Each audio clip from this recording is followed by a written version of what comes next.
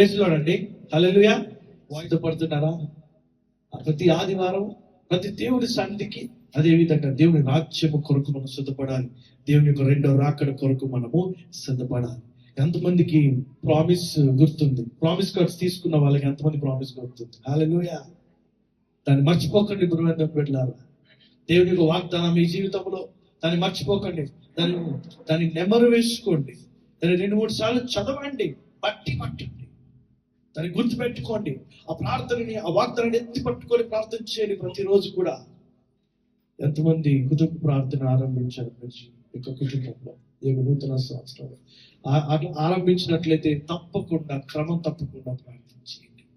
ఎవరైనా మరి బ్యాచిలర్స్ గా, ఒంటరిగా ఉన్నట్లయితే వారు కూడా క్వైట్ టైం, పర్సనల్ టైంలో ప్రార్థనలు ఏకీభవించండి. క్రమం తప్పకుండా ఒక ఫిక్స్డ్ టైం, ఫిక్స్డ్ అపాయింట్మెంట్ పెట్టుకొని ప్రార్థన చేయండి.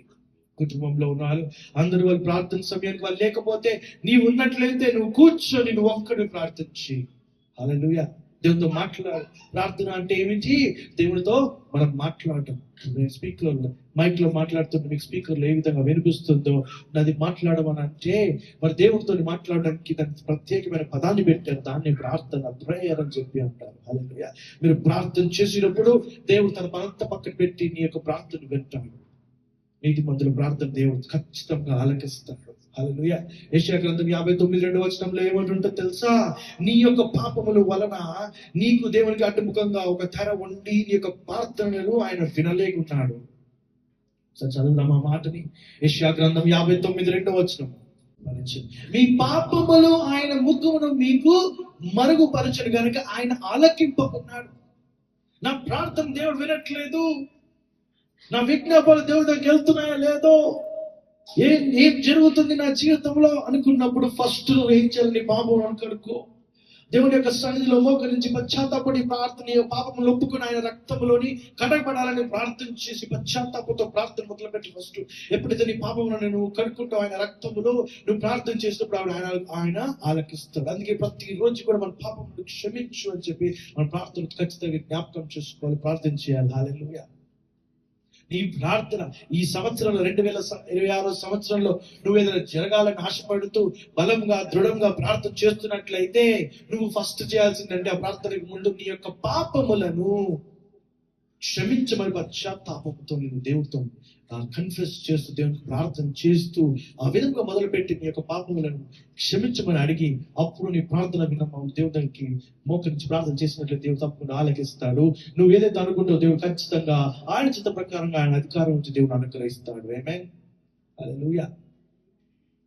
ఎంతమందికి గుర్తున్నాయి ఈ డిసెంబర్ 31 కానీ, 1 కానీ, ఈ వారమంతా కానీ, నా దేవా ఈ 2026 సంవత్సరంలో ఈ సంవత్సరంలో నా జీవితం మంచిగా ఉండాలి, నా జీవితం ఇలా ఉండాలి అనే ప్లాన్స్ కానీ, గోల్స్ కానీ, టార్గెట్స్ ఎవరైనా వేసుకున్నారా? ఎవరైనా అనుకున్నారా? చేతులు ఎత్తామా? ఎవరైతే ఈ యొక్క 2026 లో మరి మంచిగా ఉండాలి, నా లైఫ్ మంచిగా ఉండాలి, మంచి ప్రమోషన్స్ రావాలి, బిజినెస్ లో, జాబ్స్ లో బ్రేక్ త్రూ రావాలి, ఫ్యామిలీలో డెలివరీస్ రావాలి, ఫ్యామిలీలో రక్షణ రావాలి, ఫ్యామిలీలో మరి సమాధానం ఉండాలి అని ఎవరైనా ప్రార్థన చేశారు? ప్రణాళికలు పెట్టుకున్నారా? ప్రేయర్ ప్లాన్స్ పెట్టుకున్నారా? హల్లెలూయా. మరి మనం లాస్ట్ వీక్ చూసాం కూడా, ఎవరైతే దేవుని రాజ్యం వెతుకుతారో, మొదటిగా ఎవరైతే దేవుని రాజ్యం మరి నీతిని వెతుకుతారో అన్ని కూడా అనుగ్రహింపబడను. ఈ రోజున ఇంకొక 4 మాటల్ని మనం ధ్యానం చేయబోతున్నాం. 4 ఇంపార్టెంట్ పిల్లర్స్ మన లైఫ్ లో. ముఖ్యంగా ఈ 2026 లో ఈ 4 ఇంపార్టెంట్ పిల్లర్స్ అనేది మనం ఫోకస్ చేస్తే, ఈ 4 ఇంపార్టెంట్ ఏరియాస్ ని మనం ఫోకస్ చేస్తే, ఈ 4 విషయాలని మనం ఏకాగ్రతంగా మనం ఫోకస్ చేసినట్లయితే, ఈ 4 విషయాలని జాగ్రత్తగా గమనించండి. 4 విషయాల్ని ఈ 2026 సంవత్సరంలో జాగ్రత్తగా ఫోకస్ చేసి దాని మీద మన జీవితాన్ని నడిపించుకున్నట్లయితే ఈ 2026 లో, ఈ 2026 సంవత్సరంలో నువ్వు ఏదైతే అనుకుంటున్నావో, ఏదైతే ప్రార్థనలు చేస్తున్నావో అవన్నీ కూడా సఫలం జరగబడతాయి. ఆమేన్. నమ్మిన వాళ్ళు గట్టిగా హల్లెలూయా చెప్తామా? ఒక మాట చూద్దాం. మత్తయి సువార్త 7వ అధ్యాయం 24వ వచనం. మత్తయి సువార్త 7వ అధ్యాయం 24వ వచనం. కాబట్టి నా మాటలు విని వాటి చొప్పున చేయు ప్రతి వాడును బండ మీద తన ఇల్లు కట్టుకొనిన బుద్ధిమంతుని వలె. ఈ మాట మీరు చాలా సార్లు వినే ఉంటారు, చాలా సార్లు వాక్యంలో కానీ మీరు పర్సనల్ లైఫ్ లో కూడా వినే ఉంటారు. కానీ ఈ వాక్యంలో ఒక మాట ఉన్నది, ఏంటి తెలుసా? బండ మరియు ఇల్లు. ఇల్లు కట్టాలంటే దేని మీద కడతాం? నీళ్ళ మీద కడతామా లేకపోతే నేల మీద కడతామా? చెప్పండి. నీళ్ళ మీదనా నేల మీదనా? నేల మీద కడతాం. నీళ్ళ మీద కట్టే ఇల్లు హౌస్ బోట్స్ అని చెప్పి అవి సపరేట్ టెక్నాలజీతో ఉంటాయి. కానీ సాధారణంగా చూసుకున్నట్లయితే ఎక్కడ కడతాం? నేల మీద కడతాం. నేల మీద కూడా మన నేల ఉంది కదా అని చెప్పి డైరెక్ట్ గా కట్టేస్తామా లేకపోతే ఫస్ట్ ఏం చేస్తాం చెప్పండి చెప్పాలి. పునాది వేస్తాం. పునాది వేయాలంటే ఉన్న నేల మీద వేస్తావా తవ్వి వేస్తావా? చెప్పండి. తవ్వి పునాది వేస్తాం. ఈ పునాది అంటే ఏముంటది? మట్ట లేకపోతే చెట్ల లేకపోతే ఇంకా రాయ? పునాది దేంతో వేస్తారు? మట్టితో వేస్తారు. ఎక్కడైనా చెట్లతో వేస్తారా? చెట్టు కొమ్మలతో వేస్తారా? ఆకులతో వేస్తారా? ఆకులు వేస్తే మొత్తం గుంట పడిపోయి లోపలికి పడిపోతాం. దేంతో వేస్తాం? రాయితో వేస్తాం. పునాది దేంతో వేస్తాం? రాయితో వేస్తాం. హల్లెలూయా. ఎంత నొతికేస్తారు తెలుసా? జాగ్రత్తగా కనుక దీంట్లో మంచి స్పిరిచువల్ మాట ఉంది. ఎంత లోతు వేస్తాం పునాదిని? చెప్పండి. బండ ఎంత లోతు వేస్తాం? ఎంత లోతు వేస్తాం? బండ తాకేదాకా. ఇంకా నేను ఒక మాట చెప్తాను. ఇప్పుడు ఒక చిన్న గ్రౌండ్ ఫ్లోర్ ఇల్లు కట్టాలనుకోండి, G+1+2 కట్టాలనుకోండి, ఒక మహా అంటే 6 feet 10 feet తవ్వి లోపల బండ వేస్తారు, రాళ్ళు వేస్తారు, పునాదిని వేస్తారు. వాళ్ళు ఎందుకంటే మరి ఘోరంగా మొత్తం భూమి తవ్వినట్టు మొత్తం తవ్వుతున్నారు? చెప్పండి, ఎందుకు అంత కొంత లోతులు తవ్వుతున్నారు? ఇప్పుడు హైటెక్ సిటీ గచ్చిబౌలి సైడ్ వెళ్ళినప్పుడు కూడా పెద్ద పెద్దగా లోపల తవ్వి మరి చాలా లోతుగా చాలా ఫీట్ లోపల తవ్వి మరి పునాది వేస్తుంటారు. ఎందుకని? స్ట్రాంగ్ ఉండాలని, ఇంకా లాంగ్ లైఫ్, ఇంకా వాళ్ళు ఎందుకు తెలుసా? ఎన్నో అంతస్తులు పైకి లేపడానికి ఇంకా లోపల పునాది వేస్తున్నారు. అర్థమవుతుందా? ఈ హై రైజ్ అపార్ట్మెంట్ చూసినట్లయితే 40-50 ఫ్లోర్లు ఉన్న అపార్ట్మెంట్లను చూసినట్లయితే వాటికి పునాది వేయడానికి కొన్ని ఆల్మోస్ట్ ఒక 100 feet తవ్వుతారేమో, నాకు సరిగ్గా తెలియదు. కానీ లేకపోతే ఒక 40 feet 50 feet లోపలికి తవ్వుతారేమో. లోపలికి ఎంత తవ్వి అంత గట్టి పునాది వేస్తే అంత ఎత్తులో బిల్డింగ్ కట్టొచ్చు అనమాట. అర్థమవుతుందా? లోపల ఎంత లోతుగా తవ్వి ఎంత బలముగా పునాది వేస్తే అంత పెద్ద బిల్డింగ్ కట్టొచ్చు. బైబిల్ వాక్యం ఏం చెప్తుందంటే, ఎవరైతే నా మాటలు విని వాటిని ఆచరిస్తారో వారు ఏ విధంగా ఉంటారు తెలుసా? పునాది అనే రాయి మీద మంచి ఇల్లు కట్టిన విధముగా విజ్ఞానంతో జ్ఞానవంతుడు అని చెప్తుంటున్నారు. జ్ఞానవంతుడు ఇల్లు కడితే ఏంటంటే భూమిని తవ్వి దాంట్లో పునాది వేసి ఎంత అవసరమో ఎంత లోతుకు తవ్వాలో అంత లోతుకు పునాది వేసి దానిని బట్టి ఎన్ని ఫ్లోర్లు లేపాలో అన్ని ఫ్లోర్లు లేపుతాడు పైకి. వాడు జ్ఞానవంతుడు, వాడు తెలివైన వాడు, వాడే ఇంజనీర్, వాడే సివిల్ ఇంజనీర్. కన్స్ట్రక్షన్ చేసే వాళ్ళకి చాలా క్లియర్ గా అర్థమవుతుంది చెప్పే మాటలు. అదే విధముగా మన జీవితంలో దేవుని యొక్క మాటలు విని వాటిని ఆచరణలో పెట్టినట్లయితే ఏ విధముగా అయితే జ్ఞానవంతుడు భూమిని తవ్వి పునాది వేసి దాని మీద ఇల్లు ఎంత బలంగా కట్టగలుగుతాడో అంత బలముగా వారి జీవితాన్ని కట్టగలుగుతాడో బైబిల్ సెలవిస్తుంది. ఈ 2026వ సంవత్సరంలో నువ్వు పునాది వేసావా? నువ్వైతే గోల్స్ అనుకున్నావు, అయితే ప్రణాళికలు అనుకున్నావు, ప్లాన్స్ టార్గెట్స్ ఇది జరగాలని ఆశపడుతున్నావు, ప్రార్థన చేస్తున్నావో, ఆ ప్రార్థనకి కావాల్సింది ఫస్ట్ ఏంటంటే పునాది. హల్లెలూయా. ఈ పునాది అంటే ఏంటి తెలుసా? వాక్యము మరియు విశ్వాసం అనే పునాది నీ లైఫ్ లో వేసుకోవాలి. వాక్యము మరియు విశ్వాసం అనే పునాది నీ లైఫ్ లో వేసుకొని జీవితంలో వేసుకున్న తర్వాత అప్పుడు నువ్వు ప్రార్థన చేస్తున్నప్పుడు ఒక్కొక్క ఫ్లోర్ దేవుడు కడుతూ ఉంటాడు నీ లైఫ్ లో. ఏమే? వాక్యము మరియు విశ్వాసం అనే పునాది వేయాలి. అర్థమవుతుందా అండి? ఎంతమందికి అర్థమవుతుంది? హల్లెలూయా. రైట్. ఇప్పుడు పునాది వేసాం. పునాది వేసాక ఏం కడతాం? ఎప్పుడైనా ఇల్లు కట్టడం చూసారా? తర్వాత వెరీ గుడ్, ఒకసారి సిస్టర్ చెప్పలు కొడదాం. తర్వాత మనం ఏం చేస్తాం? పిల్లర్స్ వేస్తాం. ఒక ఇల్లు కట్టాలంటే మినిమం ఎన్ని పిల్లర్లు ఉండాలి? ఎవరు చెప్పారు? జాన్ చెప్పలు కొట్టండి. ఒక ఇల్లు కట్టాలంటే ఖచ్చితంగా 4 పిల్లర్లు, అంటే 3-2 మీద కూడా కొంచెం కడతారు, కానీ అది సరిగ్గా ఉండొచ్చు ఉండకపోవచ్చు. కానీ మినిమం గా జనరల్ చూస్తే ఒక ఇల్లు కట్టాలంటే ఖచ్చితంగా 4 పిల్లర్లు ఖచ్చితంగా అవసరము. అవునండి, 4 పిల్లలు ఖచ్చితంగా అవసరం. ఈ 4 పిల్లర్లు కూడా మన జీవితము, ఈ 2026 సంవత్సరం మన జీవితం అనే ఒక ఇల్లు ప్రాపర్ కట్టుకోవాలి అని అంటే మన జీవితంలో ఫస్ట్ పునాది అవసరం. వాక్యము, విశ్వాసం అనే పునాది అవసరం. అదే విధంగా 4 పిల్లర్లు అవసరం. ఈ 4 పిల్లర్లు జాగ్రత్తగా కట్టుకున్న తర్వాత మనం స్లాబ్ వేసేయచ్చు మన ఇంటికి 2026 సంవత్సరంలో. ఈ 4 పిల్లర్లు ఏంటో మనకు తెలుసుకుందాం. మరి పునాదిని తెలుసుకున్నాం. పునాది ఏంటది? వాక్యము మరియు విశ్వాసము. దాని తర్వాత ఏం వేస్తాం? 4 పిల్లర్లు వేస్తాం. 4 పిల్లర్లు వేసిన తర్వాత మాత్రం ఇల్లు అయిపోదు. 4 పిల్లర్లు వేసిన తర్వాత ఇల్లు కన్స్ట్రక్షన్ చేసేటప్పుడు ఆ మేస్త్రి కానీ పని వాళ్ళు 4 పిల్లర్లు వేసినాక ఏం చేస్తారు చెప్పండి? దాన్ని క్యూరింగ్ అంటారు. వాటర్ కొడతారు. అవునా కదా? కరెక్ట్నే కదా? వాటర్ కొడతారు. ఎందుకు? అది గట్టి పడాలని. పిల్లర్లు వేసినంత మాత్రాన పిల్లర్లు వేసేసి వెంటనే ఆ ఇంట్లోకి వెళ్ళిపోదాం అంటే మొత్తం కూలిపోతాం నెల తర్వాత. దాన్ని ఏం చేస్తారు? వాటర్ కొడతాం. వాటర్ కొట్టి బాగా అది పట్టి బాగా, ఇప్పుడు చికెన్ దమ్ బిర్యానీ చేసేటప్పుడు మసాలా వేస్తారు బాగా పట్టాలని అంటారు కదా. ఆ విధంగా పిల్లర్ వేసేటప్పుడు, పిల్లర్ కట్టినప్పుడు సిమెంట్, ఇసుక, ఆ కంకర వేసి ప్రాపర్ పిల్లర్ వేసిన తర్వాత దానికి క్యూరింగ్ చేస్తారు. వాటర్ కొడతారు. పొద్దున సాయంత్రం కొన్ని రోజులుగా వేస్తూనే ఉంటారు. ఎందుకంటే క్యూరింగ్ వేసి పట్టాలని, ప్రాపర్ గా స్ట్రాంగ్ బలంగా అవ్వాలని చెప్పి అంటుంటారు. మనం కూడా ఈ 4 పిల్లర్లలోని మనం ఏం చేయాలి తెలుసా? ఈ ప్రతిరోజు మన జీవితంలో ఈ 2020 సంవత్సరం ఏం చేయాలి తెలుసా? క్యూరింగ్ చేయాలి. 4 పిల్లర్లు వాటర్ కొడుతూ క్యూరింగ్ చేయాలి. వాటర్ అంటే తెలుసా? బైబిల్ ప్రకారంగా వాటర్ ఏంటి తెలుసా? పరిశుద్ధాత్ముడు. వాటర్ కి పరిశుద్ధాత్ముడు అని అర్థం. మనం పరిశుద్ధాత్ముని యొక్క సహవాసముతో 2026 సంవత్సరం ఈ 4 పిల్లర్లకి చాలా జాగ్రత్తగా క్యూరింగ్ చేసుకుంటూ ఉంటే అవి బలంగా అవుతాయి. మన స్లాబ్ వేసి మన ఇంట్లో హ్యాపీగా సంతోషంకి 2026 సంవత్సరం జాగ్రత్తగా మనం ఉండొచ్చు, మనం మన కుటుంబం. ఏమే మరి ఈ 4 పిల్లర్లు ఏంటి తెలుసుకుందామా? ఎంతమంది ఇంట్రెస్టెడ్ గా ఉన్నారు, సిద్ధంగా ఉన్నారు? 4 పిల్లలు ఏంటి తెలుసుకోవాలి. ఈ 4 పిల్లలు ఫోకస్ చేయండి. ఈ 4 పిల్లలు ఎందుకు ఫోకస్ చేయాలంటే నేను ఖచ్చితంగా చెప్తున్నాను. నేను స్మైలీ లాస్ట్ ఇయర్ ఈ 4 పిల్లల మీద చాలా అద్భుత రీతిగా ఫోకస్ చేశాము. అద్భుత రీతి దేవుడు నడిపించాడు. ఈ 4 పిల్లల మీద ఫోకస్ చేయండి. లాస్ట్ ఇయర్ కూడా మేము బయటికి వెళ్ళి పెద్ద చాటు తీసుకొని 4 పిల్లలు రాసుకొని 4 పిల్లలు ఫోకస్ చేయాలని ఒక నిర్ణయం తీసుకొని మరి జీవితాన్ని అనుకున్న నిర్ణయం తీసుకుని దేవుడు అద్భుత రీతిగా ఆ యొక్క ఇయర్ అంతా దేవుడు సంతోషంగా నడిపించున్నాడు. ఎందుకంటే 4 పిల్లలు కఠినంగా మేము క్యూరింగ్ చేస్తూ వచ్చాం. క్యూరింగ్ కూడా చాలా ఇంపార్టెంట్. 4 పిల్లలు వేసాం కదా, లోపలికి వెళ్ళిపోతే 4 రోజులతో కూలిపోతుంది. గుర్తుపెట్టుకోండి, క్యూరింగ్ అనేది చాలా ఇంపార్టెంట్. సో ఈ 4 పిల్లలు ఏంటో తెలుసుకుందాం. మొదటి పిల్లర్ ఏమిటంటే, ఫస్ట్ మీరు రాసుకోండి, మీరు అవసరం ఫిజికల్ ఫిట్నెస్. ఫిజికల్ ఫిట్నెస్ ఏంటి తెలుసా? ఫిజికల్ ఫిట్నెస్ అంటే శారీరక యోగ్యత.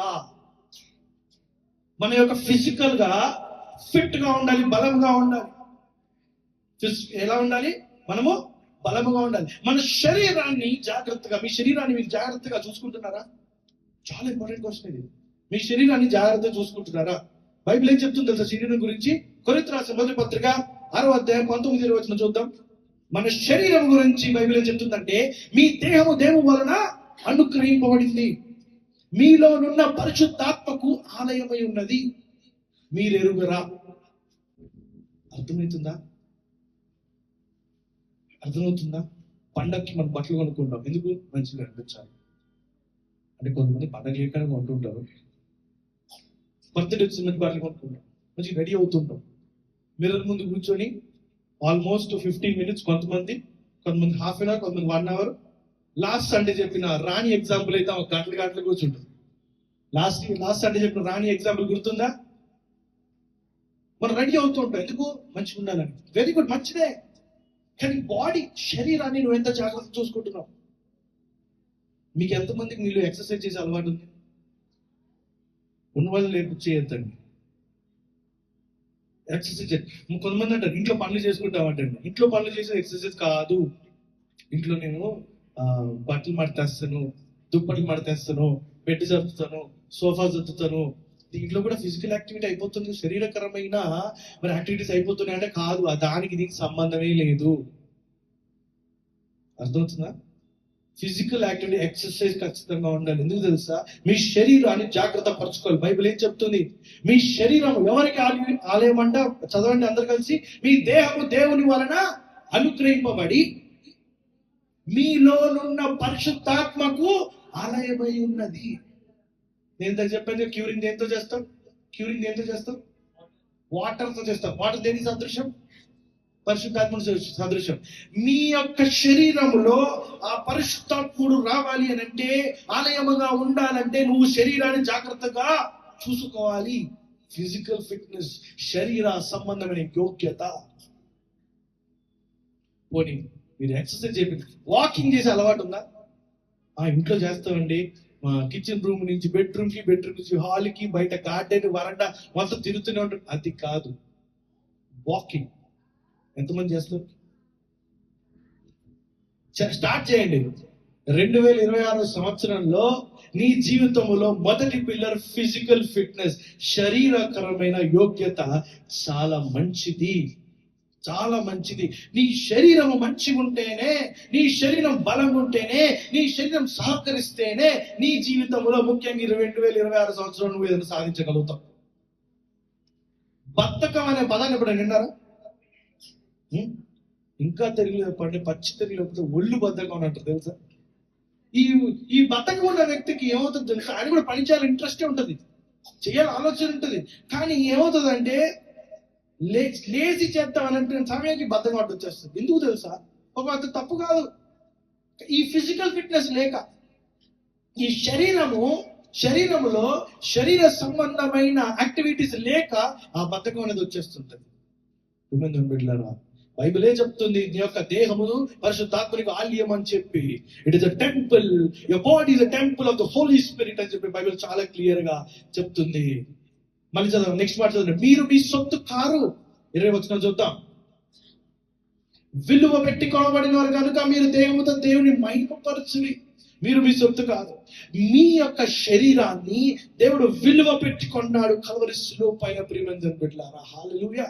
So you have to take care of your body. నీ శరీరాన్ని నువ్వు జాగ్రత్తగా చూసుకోవాలి, బలంగా చూసుకోవాలి. దావీదు కూడా కొంచెం చిన్నవాడైనా, పొట్టివాడైనా, యవనస్తుడైనా గొలియాతుని ఎదుర్కొన్నాడు అంటే దానికి ఉన్న బలము, తనకున్న స్కిల్, తనకున్న ఎక్స్పీరియన్స్. అదేంటంటే గొలియాతుని ఫిజికల్ ఫైటింగ్ చేయలేదు, రాయేసి కొడుతూ పడిపోయాడు కదా గొలియాతు అంటే. అంతకు ముందు ఎవరితో ఫైటింగ్ చేశాడు చెప్పండి? గొలియాతు ఎవరితో ఫైటింగ్ చేశాడు? ఆ యొక్క గొలియాతో ఫైటింగ్ చేయ ముందు ఎలాంటి జంతువుతో ఫైటింగ్ చేశాడు? సింహం మరియు ఎలుగుబంటితో ఫైటింగ్ చేశాడు. వాటితో రాళ్ళతో కొట్టాడా? రాళ్ళతో కొడితే అది మొత్తం నాలుగు పెట్టి కొట్టేస్తుంది. వాటిని రాళ్ళతో కొడితే పారిపోలేదు. తన చేతులతోని తను వాటితోని బలపడి యుద్ధం చేసి, ఫైటింగ్ చేసి వాటిని గెలిచాడు. అది ఫిజికల్ గా ఫిట్నెస్. బైబిల్లో వారు చాలా మంది ఫిజికల్ ఫిట్నెస్ గురించి చాలా ఇంపార్టెంట్ విషయాలు చెప్పారు. మనం ఏంటంటే ఫిజికల్ ఫిట్నెస్ అంత కాదులేండి, శరీర సంబంధమైన యోగ్యత అవసరం లేదండి, ఆత్మ సంబంధమైన యోగ్యత ఉంటే చాలు అని అనుకుంటాం. కానీ ఆత్మ సంబంధకరమైన యోగ్యత కంటే ముందు శరీర యోగ్యత ఖచ్చితంగా అవసరం. బైబిల్ చెప్తుంది. 1 తిమోతి 4:8 చూద్దాం. తిమోతి రాసిన మొదటి పత్రిక 4:8 శరీర సంబంధమైన సాధకము కొంచెము మట్టుకే ప్రయోజనకరమవును. ఈ వాక్యం చదివి మనం అనుకుంటాం కదా, శరీర సంబంధమైన సాధకము కొంచెం మట్టుకే ప్రయోజనకరము, కానీ దైవభక్తి ఎప్పటి జీవము విషయములలో, రాబో జీవము విషయములలో వాగ్దానంతో కూడిన అది అన్ని విషయములలో మంచిదని చెప్పి చదువుతుంటాం వాక్యం. కానీ దానికంటే ముందు ఏం చెప్పారు ఇక్కడ అంటే పౌలు, శరీర సంబంధకమైన సాధకము కొంచెము మట్టుకే ప్రయోజనకరము. కొంచెం మట్టుకు ప్రయోజనకరం, కానీ మనం ఏమిటంటే ఆ కొంచెం మట్టు కూడా మనం చేయట్లేదు. ఎంతమంది బిర్యానీలు తింటారు? చికెన్ బిర్యానీ. ఇప్పుడు ఆకలి వేస్తుంది అన్నట్టు బిర్యానీ స్టార్ట్ చేసి. ఎంతమంది బిర్యానీ తిన్నాక థమ్స్అప్ తాగే అలవాటు ఉంది? మొత్తం అందరి చేతులు ఇస్తారు, ఒకళ్ళు ఇద్దరు తప్ప. ఓకే, మనం ఏమి తింటున్నామో మనం చాలా ఫోకస్డ్ గా ఆలోచించాలి. బిర్యానీ తినడం తప్పు కాదు, కానీ ఎంత తింటున్నావు, ఎప్పుడు తింటున్నావు, ఎక్కడ తింటున్నావు, ఏంటి అని చెప్పి కాన్షియస్ తో తినాలి. అర్థమవుతుందండి? ఎంతమందికి తినేటప్పుడు ఫోన్ చూసే అలవాటు ఉంటుంది? చేతులు ఎత్తిపోయినా పర్లేదు, మీ మనసులో చేతులు ఎత్తుకోండి. తెలుగులో ఒక సామెత ఉంటుంది, ఒంటికి పట్టదంట. నాకు చెప్పగలుగుతారు ఆ సామెత? తిన్నది ఒంటికి పట్టదు. ఇంగ్లీష్లో దాన్ని మైండ్ఫుల్ ఈటింగ్ అంట. మనము తినేటప్పుడు టీవీ చూసి తినడము, ఫోన్ చూసి తినడము. చాలా మందికి ఈ రోజుల్లో పిల్లలకి ఎక్కువ ఫోన్ లేకపోతే తింటలే. నువ్వు బిర్యానీ పెట్టు, పిజ్జా పెట్టు, బర్గర్ పెట్టు, ఏమన్నా పెట్టు, ఏంటంటే మనం కూడా ఏం చేస్తాం, వీళ్ళు తినాలి, పిల్లలు తినాలి అని చెప్పి ఆ ఫోన్ కూడా ఇచ్చేస్తున్నాం. అది మైండ్ఫుల్ ఈటింగ్ కాదు, అది ఒంటికి పట్టదు. అది అర్థం చేసుకోండి బైబిల్ ఏం చెప్తుంది. మనం ఫిజికల్ గా ఫిట్నెస్ ప్రాపర్ గా ఫోకస్ చేయాలి, శరీర సంబంధం యోగ్యత ఫోకస్ చేయాలి. ఇక్కడ పౌలు చెప్పినట్టు అది కొంచెమే, కానీ ఆ కొంచెం కూడా మనం చేయట్లేదు. కనీసం అట్లీస్ట్ వాకింగ్ అన్న స్టార్ట్ చేయండి పొద్దున్నే. బైబిల్ చెప్తుంది ఫిజికల్ ఫిట్నెస్. నువ్వు దేవుని కొరకు కానీ, నీ కుటుంబం కొరకు కానీ, నీ కొరకు కానీ ఏమైనా చెయ్యాలి అనుకున్నట్టయితే ఫస్ట్ నువ్వు ఫోకస్ చేయాల్సిన మొదటి పిల్లర్ ఏంటి తెలుసా? శరీర యోగ్యత, ఫిజికల్ ఫిట్నెస్. మోషే ఒక 2 to 3 million, 20 to 30 lakh people ని లీడ్ చేసేవాడు, నడిపించేవాడు మోషే. తనకి నత్తి ఉన్నా తన ఫిజికల్ ఫిట్నెస్ మీకు పక్కన పెట్టలేదు. ఎంత బలం కావాలో అంతమంది లీడ్ చేయాలంటే, నువ్వు ఆఫీసులో, నీ బిజినెస్ లో, నీ కుటుంబంలో నువ్వు అందరినీ నడిపించాలంటే నీకు ఎంత బలం కావాలి? నీకు బలం కావాలి అంటే నువ్వేం చేయాలంటే ఫిజికల్ ఫిట్నెస్ మీద ఫోకస్ చేయాలి. ద ఫస్ట్ పిల్లర్ నువ్వు ఫోకస్ చేయాల్సింది ఏంటంటే ఫిజికల్ ఫిట్నెస్, శరీర సంబంధమైన యోగ్యత. బైబిల్ చెప్తుంది, పౌలు చెప్తున్నాడు, శరీర యోగ్యత, ఫిజికల్ ఫిట్నెస్ సాధనము, శరీరకరమైన సాధనము వాల్యూ కొంచెమే అనిపించవచ్చు కానీ చాలా ప్రాముఖ్యమైనది. హల్లెలూయా. మంచి పోరాటము. ఇప్పుడు చనిపోయినప్పుడు మాత్రం రాస్తారా మాట, ఇతను మంచి పోరాటము పోరాడి చనిపోయాడండి. ఓకే ఫైన్, బతికున్నంత వరకు పోరాడాడు కరెక్టే. కానీ మన జీవితంలో మనం అడుగుతున్న క్వశ్చన్, మనం ప్రతిరోజు మనకు ఒక ఫైటే, ప్రతిరోజు ఒక పోరాటమే. ఈ పోరాటాన్ని ఎదుర్కోవడానికి, నిజంగా పోరాడడానికి మనకి ఏం కావాలి తెలుసా? శరీరకరమైన బలము కావాలి. అర్థమవుతుందా నేను చెప్పేది? ఆకుకూరలు తింటూ మానేశాడు, ఆల్ గ్రీన్స్ ఆకుకూరలు తింటున్నా. నేను కూడా అసలు, కానీ నేను కూడా ఈ 2024 సంవత్సరం జాగ్రత్తగా గమనించాలని చెప్పి దేవుడు మాట్లాడుతున్నాడు. ఆమేన్. ఫిజికల్ గా చాలా జాగ్రత్తగా మీ ఆరోగ్యం చూసుకోండి. ఇప్పుడు మనం కొన్ని స్టోరీస్ వింటుంటాం, కొన్ని ఇలిస్ట్రేషన్స్ వింటుంటాం, కొన్ని కథలు వింటుంటాం. ఇతను చాలా ప్రార్థనా పరుడు, ఆయన కూర్చొని ప్రార్థన చేసి చేసి మోకాల అచ్చులు ఏమైంది అంటే కింద అచ్చులైంది. కేరళలో ఒక చర్చ్కి వెళ్ళినప్పుడు ఒక ఆయనని అక్కడ చంపేశారు. ఇప్పుడు కాదు, 18th century టైంలో ఆ స్టోరీ చూసినప్పుడు ఆయన అక్కడ ఉండి కొన్ని గంటలు, కొన్ని రోజుల పాటు లేవకుండా ప్రార్థన చేసిన మోకాలచ్చులు ఉన్నాయి. కొన్ని గంటలు, కొన్ని రోజులు వదిలేసేయండి, ఒక అరగంట పాటు, ఒక గంట పాటు నువ్వు మోకరించి ప్రార్థన చేయాలని ఆశ ఉన్నా, చేయాలంటే నీకేం కావాలి తెలుసా? శరీరకమైన బలం ఉండాలి. అర్థమవుతుందా నేను చెప్పేది? ఈ శారీరకమైన బలము లేకపోతే నువ్వు ప్రార్థన చేయలేవు సరిగ్గా. సో ఆధ్యాత్మిక జీవితం బలపడాలంటే నువ్వు ఫిజికల్ గా ఫస్ట్ బలపడాలి, అప్పుడు నీ ఆధ్యాత్మిక జీవితం బలపడుతుంది.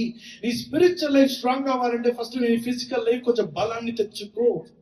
ఎప్పుడైతే నీ శరీరంలో బలం ఉంటుందో నీ ఆత్మ కూడా బలపడుతుంది. ఎందుకంటే నీ యొక్క ఆత్మ శరీరం నుంచి బలము తీసుకుంటుంది. ప్రియమైన బిడ్డలారా, ఫస్ట్ పిల్లర్ ఏంటి తెలుసా? శరీర యోగ్యత, ఫిజికల్ ఫిట్నెస్. రెండవ పిల్లర్ గురించి నేర్చుకుందాం, స్పిరిచువల్ ఫిట్నెస్, ఆధ్యాత్మిక యోగ్యత. వాక్యం చూద్దాం, మత్తయి సువార్త 4:4. మత్తయి సువార్త 4:4. అందుకు ఆయన మనుష్యుడు రొట్టె వలన మాత్రం కాదు గాని దేవుని నోటి నుండి వచ్చు ప్రతి మాట వలనను జీవించునని రాయబడి ఉన్నదనెను. మనుష్యుడంట రొట్టె వలన మాత్రమే కాదు కానీ దేవుని యొక్క నోటి మాట వచ్చు ప్రతి మాట. దేవుని మాట అంటే ఏంటి? దేవుని యొక్క వాక్యము, బైబిల్ గ్రంథము. ఈ రెండవ పిల్లర్ ని స్పిరిచువల్ గా ఫిట్నెస్ అవ్వాలంటే, ఆధ్యాత్మికకరమైన యోగ్యత, బలము కావాలంటే నువ్వు చేయాల్సిందంటే దేవుని యొక్క నోటి మాట నుంచి వచ్చే ప్రతి మాటని నువ్వు తీసుకొని నీ జీవితంలో అందుకోవాలి. అనగా బైబిల్ వాక్యం చదువుతూ, బైబిల్ వాక్యం చదవడానికి సమయం వెచ్చిస్తూ నీ యొక్క ఆత్మజీవితంలో బలము పొందుకుంటూ, ఇది రెండవ పిల్లర్. హల్లెలూయా. ఈ యొక్క 2026 సంవత్సరంలో మనము వాక్యాన్ని చదువుదామని ఒక నిర్ణయం తీసుకుందాం. ఆకలితోని ప్రార్థన చేద్దామని నిర్ణయం తీసుకుందాం. అదే విధంగా ఒక పర్పస్ తో ఉపవాసం ఉండడానికి నిర్ణయం తీసుకుందాం. బిడ్డలారా, ఈ యొక్క 2026 సంవత్సరం నేను ఎప్పుడు చెప్తున్నాను, ఇది చెప్తూనే ఉంటాను. ఈ మాట ఈ సంవత్సరం అంట ఏంటి తెలుసా, ఈ సంవత్సరాన్ని లైట్ గా తేలికగా తీసుకోకు, సీరియస్ గా తీసుకో. ఈ రెండవ పిల్లర్ స్పిరిచువల్ ఫిట్నెస్ నీకు నువ్వు పరలోకానికి వెళ్ళడానికి ఉపయోగపడుతుంది. ఫిజికల్ ఫిట్నెస్ ఈ భూమిలో ఉన్న రోజు నీకు ఉపయోగపడుతుంది. ఈ స్పిరిచువల్ ఫిట్నెస్ ఎప్పటికప్పుడు నీ ఆత్మను సిద్ధపరుస్తుంటుంది, నీ ఆత్మను క్యూరింగ్ చేస్తుంటుంది, పరలోకానికి వెళ్ళడానికి నిన్ను సిద్ధపరుస్తుంది. ఆధ్యాత్మిక యోగ్యత, స్పిరిచువల్ ఫిట్నెస్. హల్లెలూయా. మత్తయి సువార్త 4:4 వచ్చే ప్రకారంగా దేవుడి నోటి మాట నుంచి వచ్చి ప్రతి మాటని కూడా నువ్వు గైకొనుము. ఆ మాట చొప్పున జీవించడానికి ప్రయత్నం చేయి. ఫస్ట్ మాట చదవాలి. ఏం చేయాలి? ఫస్ట్ మాట చదవాలి, బైబిల్ వాక్యం చదవాలి. ఎంతమంది బైబిల్స్ ఉన్నాయి మీకు ఇంట్లో? ఎంతమంది బైబిల్స్ ఉన్నాయి? ఎక్కడున్నాయి? షెల్ఫ్లోనా? కొన్ని అటక మీద ఉంటాయి, కొన్ని ఎక్కడ ఉంటాయి తెలుసా? సూట్ కేసులలో ఉంటాయి. కొన్ని ఎక్కడ ఉంటుంది? సూట్ కేసులలో ఉంటాయి. ఆ సూట్ కేసుకి తాళాలు కూడా వేసి పెట్టుకున్నాడు. ఒక మాట ఉన్నాడు, ఒక వ్యక్తి యొక్క స్పిరిచువల్ లైఫ్, ఆయన బైబిల్ ని చూస్తే అర్థమైపోతుంది. ఒక వ్యక్తి యొక్క స్పిరిచువల్ లైఫ్, ప్రేయర్ లైఫ్ అంట బైబిల్ చూస్తే అర్థమవుతుంది. నీ బైబిల్ చిరగ కొట్టుకోవాల్సిన అవసరం లేదు. ఇప్పుడు అర్జెంటుగా నువ్వు చదువు, నేను వాక్యం చదువు, నేర్పించు. నీ పిల్లలు కూర్చోబెట్టి పక్కన కూర్చోబెట్టి వాళ్ళకి నేర్పించు. బైబుల్ వాక్యం మనకి ఫ్రీగా వచ్చింది అని చెప్పి మనం పక్కన పెట్టి తర్వాత చదవట్లే రేపు చదవట్లే అని చెప్పి అనుకుంటాం. మనసులో ఇలాంటి వస్తుంటుంటే, కానీ నీకు ఎప్పుడైతే వస్తుందో అప్పుడే నువ్వు ఖచ్చితంగా చదవాలి. ఎందుకంటే అపవాది చెప్తుంది తర్వాత చదువులే, ఏముంది తర్వాత చదువు, ఎక్కడ ఉంటుంది నీ దగ్గర ఉంటుంది బైబిల్ అని చెప్పి అనుకుంటుంది. కానీ ప్రియమైన బిడ్డలారా, నువ్వు నీ మొబైల్లో టాక్ టైం అయిపోతున్న సమయంలో నువ్వేం చేస్తావు? వెంటనే రీఛార్జ్ చేస్తావు, లేకపోతే సిగ్నల్ కట్ అవుతుంది. ఎంతమంది జియో వాడతారు? జియో ఎప్పుడైనా రీఛార్జ్ చేసుకోకపోతే చాలండిగా ఫోన్లు చేస్తూనే ఉంటారు. అదేదో ఇంపార్టెంట్ కాల్ అని చెప్పి టక్కని ఎత్తితే, మీరు పలానా అండి? అవునండి. సార్ మీరు ఈ నెంబర్ వాడుతున్నారు కదండి? అవునండి. మరి రీఛార్జ్ చేసుకోలేదు నేను చేసుకుంటాను. ఈరోజు చేయండి, లేకపోతే కట్ అయిపోతుంది. ఆల్రెడీ లైన్ కట్ అయిపోయింది, ఈరోజు చేయకపోతే కట్ అయిపోతుంది. మొత్తం ఏదో మన ₹1,00,000 లాటరీ మిస్ అయినంత రేంజ్ లో వాళ్ళు చెప్తుంటారు. కానీ చెప్పేది నిజమే.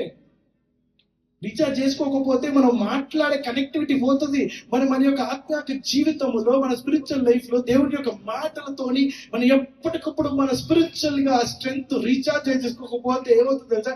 కనెక్టివిటీ కట్ అయిపోతుంది. దేవుడి నోటి మాట వలన మనము స్పిరిచువల్ గా బలపడాలి. This is the second pillar. రెండవ పిల్లర్ మన లైఫ్ లో. మూడవ పిల్లర్ చూద్దామా? బాగుందా? నచ్చిందా టాపిక్? ఎంతమంది నచ్చింది? ఫస్ట్ ఫిజికల్ ఫిట్నెస్, సెకండ్ది స్పిరిచువల్ ఫిట్నెస్. మూడోది ఏమేమిటో చెప్పండి. ఎవరైనా గెస్ చేయగలుగుతారా? చెప్పండి. కరెక్ట్, ఎవరు చెప్పలేదు. ప్రేయర్ మన స్పిరిచువల్ వచ్చేసింది. మెంటర్ అన్నారా? ఓకే. మూడవది ఎవరో చెప్పారు, మనీ. మత్తయి సువార్త 6:21 చూద్దాం. మూడవ మాట ఫైనాన్షియల్ ఫిట్నెస్. నీ ధనం ఎక్కడుండునో అక్కడనే నీ హృదయము.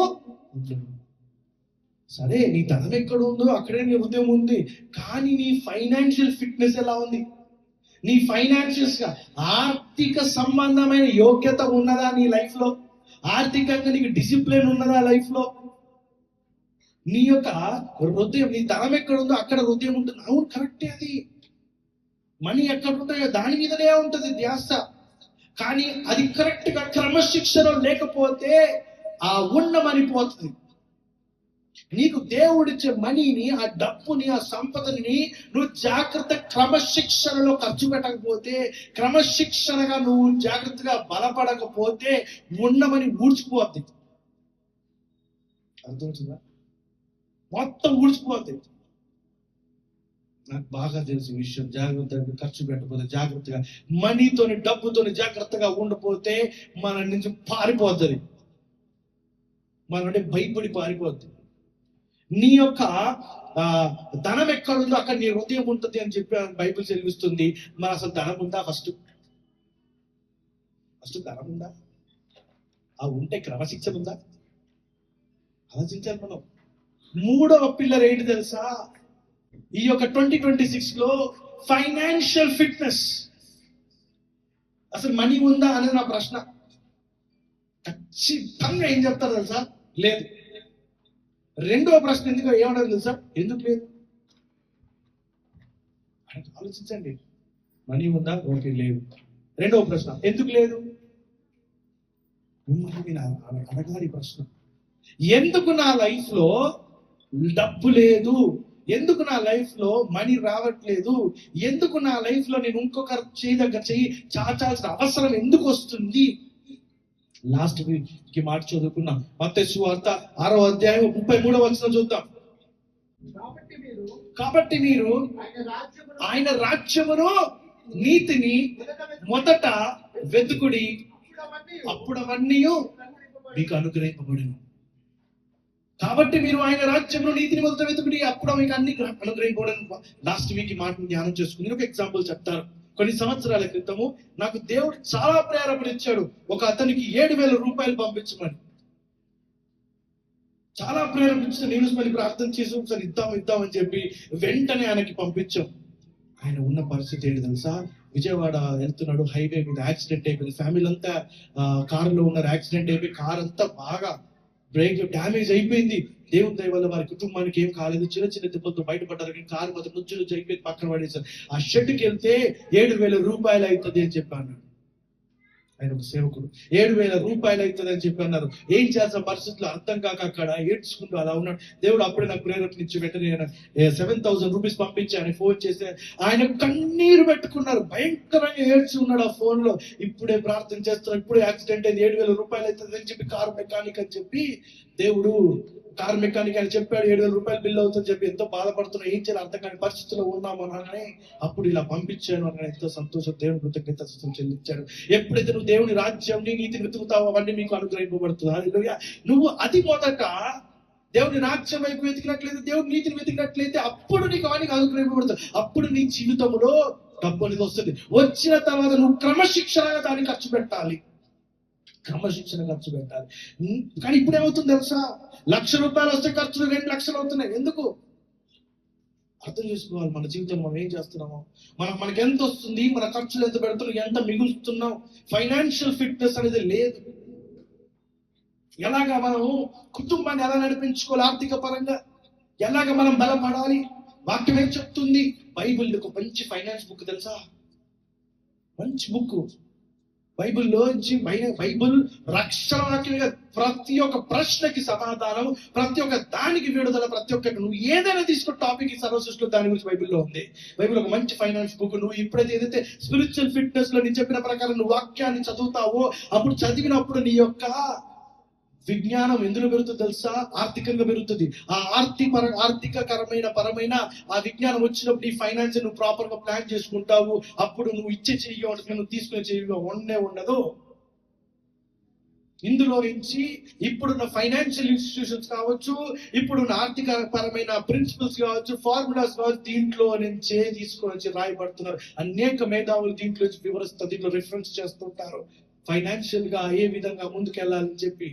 గమనించండి ప్రియమైన బిడ్డలారా, చాలా పుస్తకాలు రాశారు ఫైనాన్స్ మీద. కొన్ని వేల కోట్ల పుస్తకాలు రాశారు ఫైనాన్స్ మీద. ఈ యొక్క పుస్తకం ఆధారం చేసుకొని, బైబిల్ అనే వాక్యమైన దేవుని యొక్క వాక్యమైన పుస్తకాన్ని ఆధారం చేసుకొని కొన్ని వేల కోట్ల ఫైనాన్స్ కి సంబంధించిన పుస్తకాలు రాశారు. నా దగ్గర కూడా ఒక బుక్ ఉంది, financial principles by the book అని చెప్పి. గమనించుకుందాం. నీ జీవితం ఆర్థికంగా నువ్వు మెరుగుపడాలి, క్రమశిక్షణ రావాలంటే నువ్వు ఫస్ట్ సెకండ్ పిల్లర్ మీద ఫోకస్ చేసి ఆ సెకండ్ పిల్లర్ ని బాగా క్యూరింగ్ చేసుకుంటున్నట్లయితే ఆటోమేటిక్ గా నీ యొక్క థర్డ్ పిల్లర్ ఫైనాన్షియల్ ఫిట్నెస్ కూడా వస్తుంది. గమనిద్దాం. ఫైనాన్షియల్ బ్లెస్సింగ్ అందరికీ కావాలి, తప్పు కాదు. ఖచ్చితంగా డబ్బు అవసరము, కానీ డబ్బు మీదనే జీవితం మనము కట్టుకోవద్దు. అది ఒక పిల్లర్ కానీ అది పునాది కాదు. అర్థమవుతుందా? ఫైనాన్స్ అనేది ఒక పిల్లర్ కానీ పునాది కాదు. బడ్జెటింగ్ చేయండి. ఈ సంవత్సరంలో 2026 సంవత్సరంలో నీ ఖర్చులు ఎంత, ట్యాక్స్ ఎంత కట్టాలి, పిఎఫ్ ఎంత ఇవ్వాలి, దేవునికి ఎంత ఇవ్వాలి, ఇవన్నీ మొత్తం బడ్జెట్ చేయండి. నీకు 10 లక్షలు నీ ప్యాకేజ్, నీ బిజినెస్ సంవత్సరం 10 లక్షలు వస్తున్నట్టు, దగ్గర 80,000 నెలకు వస్తున్నట్టు, ఆ 80,000 ఏ విధంగా, రెంట్ ఎంత, లేదా ఈఎంఐ ఎంత, మరి బట్టలకి ఎంత, దానికి ఎంత, దీనికి ఎంత అని చెప్పి ముందుగా బడ్జెట్ చేయండి, ప్లానింగ్ చేయండి. ఇది కొత్త మాట కాదు, ఎప్పుడో పురాణాల్లో నుంచే, అనగా పూర్వీకుల నుంచి వచ్చే ప్లానింగ్. యోసెఫ్ చేసిన ప్లానింగ్ బడ్జెటింగ్ లో ఎవరు చేయలేరండి. మొత్తం దేశమంతా కరువు వచ్చినప్పుడు సార్ ఏం చేశాడు, దాచిపెడుతున్నాడు. పిసినాడు అనుకున్నాడు, నేను కన్ఫ్యూజ్ అనుకున్నారు, చాలా సెల్ఫిష్ అనుకున్నారు జోసెఫ్ని. కానీ ఏం చేసుకుని దాన్ని దాచిపెడుతున్నాడు, లోపలికి వేస్తున్నాడు. అలాగా దాచిపెట్టడం వల్ల, ఆ ఫైనాన్షియల్ క్రమశిక్షణ వల్ల ఏం చేశారంటే, కరువు వచ్చినప్పుడు ఏం చేశారు, ద్వారాలు ఓపెన్ చేసి విస్తారంగా ఇచ్చారు. అందరికీ కూడా తిన్నారు. లేకపోతే ఆకలి మడితో చనిపోయే వాళ్ళు. ఈ రోజు అనేకులు ఆకలి మడితో చనిపోతున్నారు. కానీ అంటారు, మేము ఒకప్పుడు బాగా తిన్నాం కదా, మేము ఒకప్పుడు బాగా తిన్న వాళ్ళమే అండి, ఈ రోజు కడుపు మడితో చచ్చిపోయే పరిస్థితికి వచ్చిందంటే మరి ఏమైంది ఇప్పుడు? అప్పుడు ఎగబడి తిన్నావు, అప్పుడు యుద్ధం చేసినట్టుగా తిన్నావు, జాగ్రత్తగా కాపాడుకోవాల్సిన ఆలోచన లేదు, క్రమశిక్షణ లేదు. అందుకే నువ్వు ఈ రోజున ఆకలి మట్టికి వచ్చే పరిస్థితికి వచ్చింది. ఫైనాన్షియల్ ఫిట్నెస్ చాలా ప్రాముఖ్యము. ఈ సంవత్సరంలో నువ్వు జాగ్రత్తగా ప్లానింగ్ చేసుకో, ఆర్థిక పరంగా ప్లానింగ్ చేసుకొని, నువ్వు అప్పులు ఉన్నట్లయితే అప్పుల నుంచి బయటికి రా in the name of Jesus Christ. ఆర్థిక ఇబ్బందుల నుంచి బయటికి రా in the name of Jesus Christ. Financial క్రమశిక్షణ ఈ జీవితంలో పెట్టుకున్నట్లయితే ఈ థర్డ్ పిల్లర్ ని క్యూరింగ్ చేస్తూనే ఉండాలి. పరిశుద్ధాత్మని యొక్క సావాసంతో థర్డ్ పిల్లర్ ని క్యూరింగ్ చేస్తూనే ఉండాలి.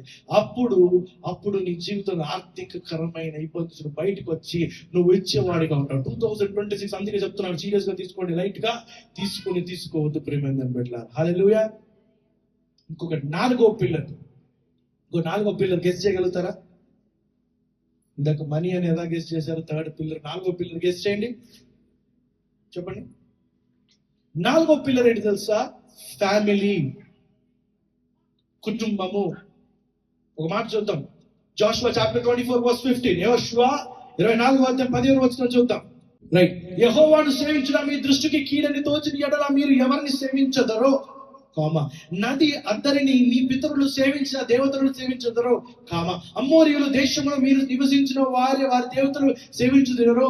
నేడు మీరు కోరుకునుడి, మీరెవరిని సేవింప కోరుకునను, నేనును నా ఇంటి వారును ఎవరిని, యెహోవాను సేవించుదుమని చెప్పారు అని అన్నాను. As for me and my household will serve the Lord Jehovah. అర్థమవుతుందా? నేనును నా ఇంటి వారును సేవించుదుము. Family, focus on your family. చాలా మంది సేవకులు ఏంటంటే సువార్త సేవ ముఖ్యము, అదే ప్రాముఖ్యము అని చెప్పి సేవకు వెళ్ళిపోతుంటారు, ఫ్యామిలీని నెగ్లెక్ట్ చేస్తుంటారు. బైబిల్లో ఉన్న వ్యక్తి ఏలి అనే వ్యక్తి ఏం చేశాడంటే, బయట సేవ చేయాలి, బయట వాటికే ఫోకస్ చేయాలి, దేవుని సేవ పరిచర్య దాన్ని ఫోకస్ చేయాలంటే సొంత కొడుకుల మీద ఫోకస్ చేయకుండా ఇబ్బందికరమైన పరిస్థితులకు వెళ్ళిపోయింది కుటుంబం అంతా. చాలా మంది పాస్టర్స్ కావచ్చు, మినిస్టర్స్ ఇన్ ద క్రైస్ట్ కావచ్చు, ఇవాంజలిస్ట్ కావచ్చు, ప్రీచర్స్ కావచ్చు, వారి కుటుంబాన్ని పక్కన పెట్టి సేవ అని చెప్పి వెళ్ళిపోతుంటారు. కానీ ఇంట్లో ఉన్న కుటుంబాన్ని పట్టించుకోకుండా వారు చేసేది సేవ కానే కాదు. First family, then ministry. అర్థమవుతుందా అండి? అండ్ ఎవరికైనా సరే ఫ్యామిలీ చాలా ఇంపార్టెంట్. ఈ నాలుగో పిల్లర్ ఈ యొక్క సంవత్సరంలో 2026వ సంవత్సరంలో నువ్వు ఫోకస్ చేయాల్సిందంటే ఫ్యామిలీ అనే పిల్లర్. లేదండి, నాకు అక్కలు, అన్నలు, చెల్లెలు, తమ్ముళ్ళు ఎవరు లేరు, నాకు ఆర్ఫన్ అంటే కొంతమంది. Church is your family. సంఘము దేవుడు నీకు ఇచ్చే కుటుంబము. ఒకసారి వాక్యం చెప్పినప్పుడు ఆయన వచ్చి, నాకు ఎవ్వరు లేరండి, నేను అన్నదండి, నాకు ఎలా కుటుంబం అంటే నాలుగో పిల్లలు నాకు ఎలా ఉపయోగపడుతుంది అని చెప్పన్నాడు. దేవుడు ఆ వ్యక్తికి ఇచ్చే కుటుంబం ఏంటో తెలుసా? సంఘమే ఆయనకు కుటుంబము. హల్లెలూయా. నీకు ఫ్యామిలీని నువ్వు ఎప్పుడైతే కట్టబడాలని చెప్పి చాలా జాగ్రత్తగా ప్రార్థనా పూర్వకంగా నువ్వు ముందుకెళ్తావో, అప్పుడు నీ యొక్క నాలుగో పిల్లలు, నీ 2026 సంవత్సరం నాలుగో పిల్లలు బలపడుతుంది, ముందుకు వెళ్ళగలుగుతావు. ప్రళయం వచ్చినప్పుడు, నోవా కాలంలో ప్రళయం వచ్చినప్పుడు, నోవా బయట అందరికీ కూడా ప్రళయం రాబోతుంది, మారండి అని చెప్పి ఎవరు పట్టించుకోలే. తన కుటుంబాన్ని జాగ్రత్త పరుచుకున్నాడు. కుటుంబాన్ని జాగ్రత్త పరచు. నోవాతో పాటు 8 మంది బతికి బట్ట కట్టారు ఆ రోజున. ఎందుకు తెలుసా? కుటుంబాన్ని జాగ్రత్త పరుచుకున్నాడు. కుటుంబానికి యజమానుడుగా ఉన్నాడు ఆ రోజున. ఆ కుటుంబాన్ని వదిలేయలే. ఎట్టి పరిస్థితుల్లో అయినా సరే వారు మార్గం పొందుకొని రక్షణ పొందుకొని కాపాడబడాలని చెప్పి వారికి దేవుడికి తెలిసి వారిని ఖచ్చితంగా ఓడెక్కించాడు. నీ కుటుంబంకి నువ్వు ఓడెక్కడానికి నువ్వు సిద్ధపడాలి. నీ కుటుంబాన్ని జాగ్రత్తగా ముందు నడిపించడానికి సిద్ధపడాలి. నీ కుటుంబాన్ని వాక్యానుసారంగా బలపరచడానికి సిద్ధపడాలి. నువ్వు ప్రార్థన పరువులుగా నీ కుటుంబంలో మారు మనసు వల్ల రక్షణ పొందుకోవాలి అని విధంగా నువ్వు నిర్ణయం తీసుకొని ముందుకెళ్ళాలి. హల్లెలూయా. ఈ 2026 సంవత్సరంలో నీ కుటుంబం మారాలి, కుటుంబం బలపడాలి, కుటుంబం విడుదల పొందుకోవాలి అంటే నువ్వు 4 పిల్లర్ మీద ఫోకస్ చేయాలి. ఆమేన్. 4 పిల్లర్ మీద ఫోకస్ చేయాలి. ఒక్కసారి 4 పిల్లర్స్ మరొకసారి జ్ఞాపకం చేసుకుందామా? Physical fitness first pillar. Second pillar spiritual fitness. Third pillar ఏంటిది? Financial fitness. Fourth pillar family fitness. తెలుగులో చెప్తామా? ఫస్ట్ శారీరక యోగ్యత, ఫిట్నెస్ అంటే యోగ్యత. సెకండ్ చెప్పండి, ఆధ్యాత్మిక యోగ్యత. 3 ఆర్థిక పరమైన యోగ్యత. 4 కుటుంబ యోగ్యత. ఈ 4 పిల్లర్స్ ని రాసుకోండి, ఒక చార్ట్ వేసుకొని ఇంట్లో పెట్టుకోండి. 4 పిల్లర్స్ ని చాలా ఫోకస్ చేసి ఈ 2026 సంవత్సరంలో జాగ్రత్తగా గమనించండి. అప్పుడు పునాది మర్చిపోద్ది. ఇక్కడ ఎంత పెద్ద పిల్లలు కంటే పునాది మర్చిపోదు. వాక్యము మరియు విశ్వాసమే పునాది. ఆ పునాది మీద 4 పిల్లర్లు కట్టినట్లయితే ఎంత పెద్ద తుఫాన్ వచ్చినా, ఎంత పెద్ద భయంకరమైన పరిస్థితి వచ్చినా కూడా ఇంచు కూడా నీ ఇల్లు కదలదు. ఆమేన్. ఇంచు కూడా నీ ఇల్లు కదలదు. నీకు కూడా ఏం కాదు. ఎందుకంటే ఇంచు కూడా ఇల్లు కదలదు అంటే ఆ ఇంట్లో నివసిస్తున్న నీకు ఏమీ కాదు. భయంకరమైన తుఫాను రాని, సునామీ రాని, ఎంత ఇబ్బందికరమైన పరిస్థితి తీసుకొచ్చిన అపవాది నిన్ను తీసుకురావడానికి వచ్చినా కూడా ఏమవుతుందో తెలుసా? నీ ఇంటికి వచ్చినా కూడా, తట్టాలని వచ్చినా కూడా ఇంటి పక్క నుంచి వెళ్ళిపోద్ది, కానీ ఇంట్లోకి రానే రాదు. ఎందుకంటే నువ్వు బలముగా పునాది వేసావు, బలముగా 4 పిల్లర్లు వేసావు. కాబట్టి ఆ వేసిన పిల్లర్లను, ఆ వేసిన ఇంటిని దేవుడు తన స్వస్థాలతో జాగ్రత్తగా భద్రపరుస్తున్నాడు. కాబట్టి ఆమేన్. హల్లెలూయా. అస్సలు మర్చిపోకండి, ఇదేదో మిమ్మల్ని గూస్ బంప్స్ తీసుకెళ్ళడానికి, రోమాలు నొక్క పొడుచుకోవడానికి తీసుకొచ్చిన వాక్యం కాదండి. 2026 సంవత్సరంలో మీరు సీరియస్ గా తీసుకోవాల్సిన విషయాలు ఈ 4: physical fitness, spiritual fitness, financial fitness, family fitness. Amen. ఒక కమిట్మెంట్ తీసుకుందాం. ఇప్పుడు ప్రార్థన చేసుకుందాం. అందరం కలిసి ఒక చిన్న ప్రార్థన చేసుకుని, ప్రార్థన పూర్వకంగా మరి విషయాలను గమనించుకొని మరి జాగ్రత్తగా మనం దేవునికి అప్పగించుకుందాం. అందరూ లేచి నిలిచినట్లయితే ఒక పాట పాడుతూ దేవునికి మనం ప్రార్థన పూర్వకంగా ఈ 2026 సంవత్సరంలో మనం వెనుకకు తిరిగే పరిస్థితులు రావద్దు, ముందుకు వెళ్ళే పరిస్థితులు ఉండాలని ప్రార్థన పూర్వకంగా ఆయనకి మనము గమనించుకుందాం. హల్లెలూయా.